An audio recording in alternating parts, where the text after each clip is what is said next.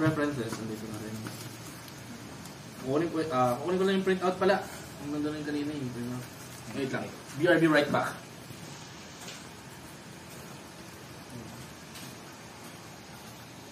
Okay, so I think the intersection needs more sources. May mga references ka naman, di ba? Yes, sasend ko na kay Kuya Jer. Wait lang, nakabas yung laptop niya. Kurt, ginagawa mo? Na-upload ko na yung gawa ko sa Google Drive. Naka-open naman yung account ni Team. So, sinabay ko na.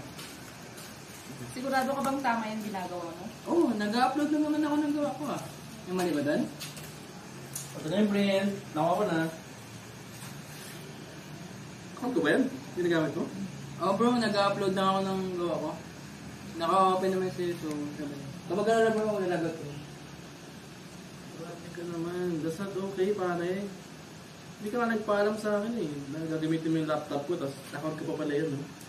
Dapat hinintay mo na lang siya ako. Ito pala yan eh. Alam mo ba, lumalabag ka sa isang Ten Commandments na computer ethics. Thou shall not use other people's computer resources without authorization. Oo nga. Tsaka may personal files ako dyan, pare.